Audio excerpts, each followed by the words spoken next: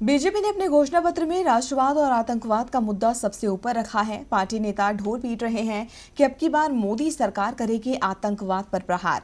लेकिन जब से बीजेपी ने साध्वी प्रज्ञा सिंह ठाकुर को टिकट दिया है, तब से उनके दावे पर सवाल उठ रहे हैं। एआईएमआईएम नेता असदुद्दीन ओवैसी ने भी मोदी सरकार पर जोरदार हमला बोला है। ये जो बेल्ट मारते थे, पूरा नर्वस सिस्टम ढीला पड़ जाता था, सुन्न पड़ जाते थे और ये दिन और रात घूमते थे। मैं आपके सामने अपनी पीड़ा नहीं बता रही हूं, लेकिन इतना कह रही हूं कि और कोई बहन आज के बाद कभी भी इस पीड़ा का सामना न कर सके।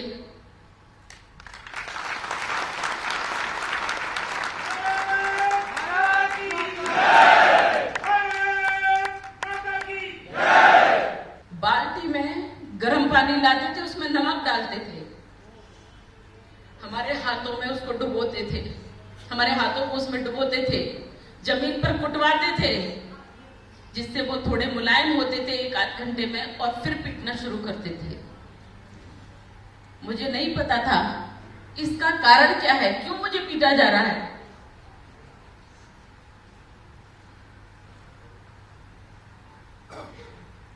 उसका कारण सिर्फ इतना था,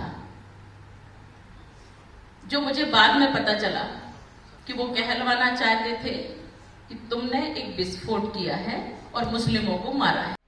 साध्वी प्रज्ञा ठाकुर को भोपाल से चुनावी मैदान में उतारकर पहले ही बीजेपी घिरी हुई थी कि अब साध्वी के बयान पार्टी के गले की हड्डी बन गए हैं। उनके बयान पर राजनीतिक गलियारों में ऐसा बवाल छिड़ा कि विपक्षी दल मोदी सरकार पर तीखा प्रहार कर रहे हैं। कांग्रेस से लेकर सपा और बसपा ने तो बीजेपी को आड़े हाथों लिया ही, लेकिन अब असदुद्दीन ओवैसी ने भी सत्तारूढ़ पार्टी पर ट्वीट वार किया।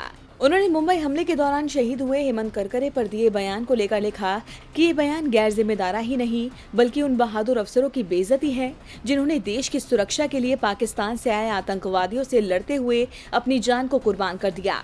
इतना ही नहीं, ओवैसी ने साध्वी को टिकट दिए जाने को लेकर सीधा पीएम मोदी पर सवाल उठाए।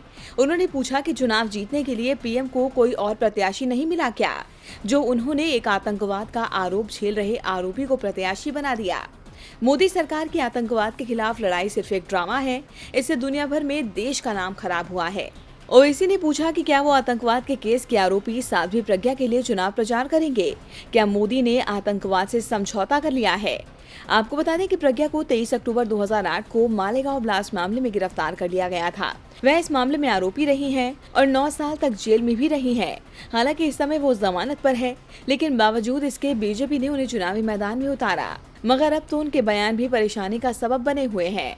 ऐसे में अब देखना होगा कि विपक्ष के प्रहार के बाद क्या बीजेपी साध्वी का टिकट काटती है या नहीं। डीबी लाइव की रिपोर्ट।